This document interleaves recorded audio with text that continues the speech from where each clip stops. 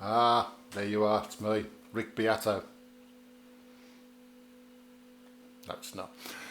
It's me, Andrew Purcell, aka Andrew Purcell Music, from the Erdington Sound, and I'm here to tell you about something about the Nigel Purcell Trio. And the Nigel Purcell Trio is me, Andrew Purcell, Nigel Ratcliffe, who's at home with his feet up, and Linda Weefy, the laptop. Two humans, one computer. People get confused. It was a bad name, silly idea, but we're stuck with it. And we've been using it ever since 2011. It's 2026 now. But one of our songs has kept growing and growing and growing in the background. It's an instrumental that Nigel instigated. We recorded it back with the dirt basic equipment in 2011 called Lost Souls in the Dancehall. Why we decided to do an instrumental with the sound of an air raid at the front and the back and ghostly connotations, it's been lost in the depths of time. However, it's mostly been used on Facebook, and you may be thinking out there, oh yeah, great, you're going to get lots of royalties. No. Facebook doesn't pay out a fixed thing, a fixed rate. It varies, and if your track gets used in America, you get more than it gets used in the Far East. And you can guess where our track's been used. In the Far East. The thing is that if it gets to 100,000, and this is a generalisation for everybody, you're going to earn between $4 and $100. That's it. Okay. Our previous one was Where Are All the Poppies Now, My Friend, which has got to 56,147. But it hasn't been used since November 2024, unless we haven't added it to the social media pack, which is on DistroKid, our distributors. What that means is, and not to get confused with Content ID on YouTube, if you add that as part of your distribution, Facebook / Instagram / Threads should see your band name being used, and you might get a bit more leverage by the amount of times it's getting played and why it's getting played. Because I have absolutely no clue what the track is being used for. Obviously it's going to be some kind of reel, so it may not even be used to the full length.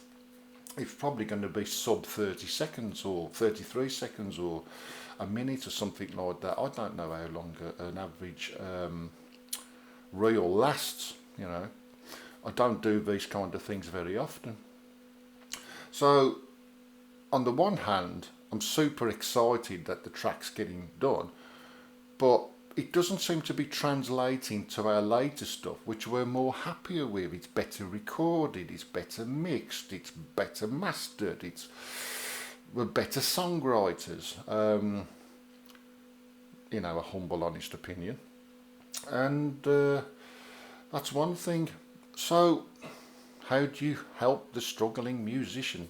Best thing, apart from being streamed billions of times, and that's not going to happen. Well, it'd be nice if it did. Obviously, it's physical sales. Bandcamp is the place to go for physical sales, really. I mean, you can do it off iTunes, you can do it off, what's the other one there? Amazon would be the other one.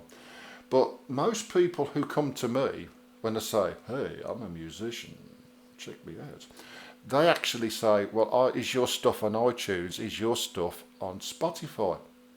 The only person who's ever said, is your stuff on SoundCloud, was Andy Partridge of XTC, when I was on the old Twitter, and so was he, and I was responding to a post because I said I'd love to go down the M5 and spend some time and go and record in his shed at the bottom of his garden. Whether that will happen or not, I don't know. He might say yep or no or maybe. But the main thing is, that's what sums up what. If you're in a band, an active band, because we're just home based. If you're in an active band and you're touring and you have got product to ship out like a release, yeah, put it on Bandcamp. It makes sense and people can download it and it will support you. For us, well, CD's dried up. Vinyl is a niche thing. Yes, we could do it. We could do both, but there's just no market out there for us. It's just people who are latching onto different things and streaming them, and the returns aren't brilliant.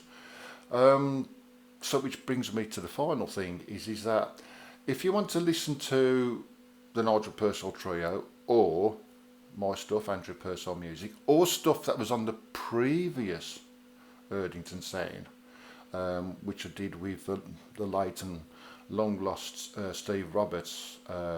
He called it. He had the name Kindred Souls, but there was another band called Kindred Souls, and it all got mixed up and very messy. So the 6 tracks I did with him are on there. If you do that, we actually get more from YouTube than any other platform.